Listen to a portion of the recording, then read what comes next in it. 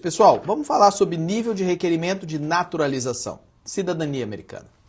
O nível de requerimento de cidadania americana é o mais alto nível de requerimento dentro do sistema imigratório, certo? Então, de todas as aplicações, de todos os procedimentos, o mais restrito, o mais rígido de todos os procedimentos é o procedimento de naturalização, de cidadania americana. E faz todo o sentido do mundo, né? Vamos ser bem sinceros.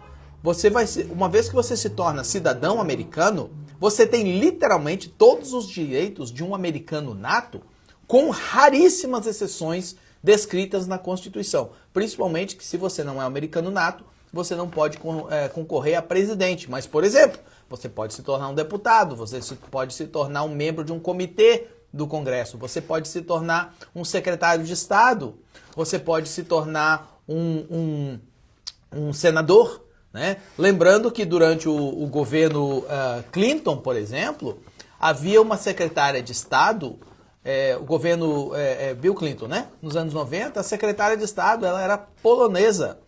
A família dela tinha sido refugiada da Segunda Guerra Mundial. Eles tinham sido agredidos, né? Presos e tudo mais pelos nazistas, né? E ela era nascida... se não me engano era Polônia, ou era Polônia ou era Hungria, né? Mas a secretária de Estado dos Estados Unidos, né? Então, naturalização, cidadania é algo muito importante na América. O nível de requerimento é o mais alto. Então, por que eu estou falando isso? Porque acontece que muita gente que hoje tem o Green Card e já cumpriu ou está cumprindo todos os requerimentos necessários para aplicar para a cidadania, eu vou acautelar você que não adianta você apenas qualificar nos níveis mínimos de requerimento para poder aplicar para a cidadania. Você tem que fazer uma análise para ter certeza que não haverão problemas na sua cidadania. Muita gente, por incrível que pareça, muita gente aplica para a cidadania e a cidadania se torna um problema para eles. Tem gente que foi aplicar, já aconteceu demais, gente que vai aplicar para a cidadania, não só a cidadania negada, mas ainda por cima o Green Card é revogado, porque havia um problema com o Green Card. Então, isso mostra o quê? Primeiro, quando faz o processo de Green Card, tem que saber o que está fazendo. Segundo, tem que ser bem feito.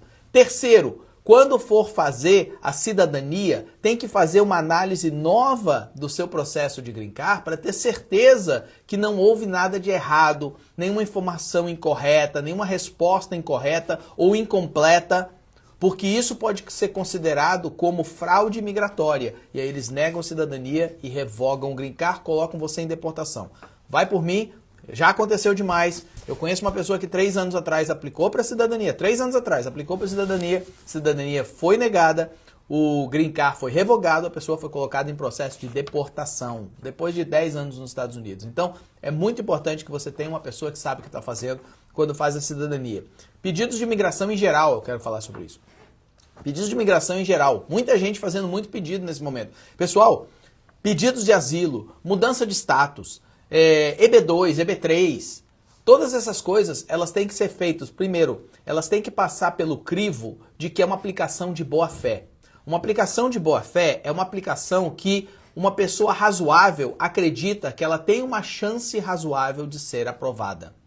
Você não pode fazer uma aplicação para a qual você não qualifica, você não pode fazer uma aplicação simplesmente para poder acobertar uma situação. E você não pode fazer uma aplicação que tenha informações incompletas, intencionalmente incompletas ou falsas. Isso se chama fraude migratória, certo? E qual que é o problema que eu vejo com isso? É o seguinte, pessoal. Depois, lá na frente, essa bomba vai explodir. E se for determinado que você cometeu uma fraude migratória, ou pior ainda, se for determinado que você fez uma aplicação frívola, você nunca mais legaliza nos Estados Unidos. Fraude migratória, você vai precisar de um perdão para poder legalizar. E se for uma aplicação frívola, você nunca mais legaliza porque não tem perdão para uma aplicação frívola. Então, pessoal, muito cuidado. Eu já acautelei vocês muito que não existe lei de 10 anos, que não existe, que tipo a pessoa está aqui há 20 anos, tem que pensar muito aplicar para um asilo. entendeu? Principalmente um asilo ofensivo. Um asilo defensivo é outra história, que é quando a pessoa já está em deportação. Mas um asilo ofensivo, simplesmente para conseguir um permit, uma coisa assim, para ser colocado em deportação, depois tentar pedir um green card pelos filhos, isso pode cair dentro da aplicação sendo frívola. E aí você nunca mais consegue regularizar o seu status, você acaba sendo deportado.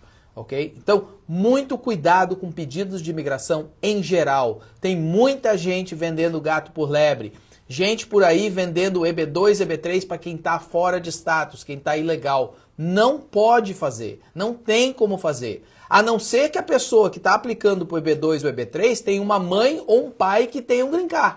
Se ela tiver uma mãe ou um pai que tenha um green card, essa mãe ou pai pode fazer o perdão por ela estar ilegal no país. Mas a pessoa que não tem uma mãe ou pai que tem um green card, ela não pode fazer um EB2 ou EB3 se ela está ilegal nos Estados Unidos, ok? Eu sei que tem gente vendendo esse tipo de coisa para você, isso tudo vai explodir, vai todo esse pessoal acabar em processo de deportação e esses canalhas que estão vendendo isso deveriam ser presos.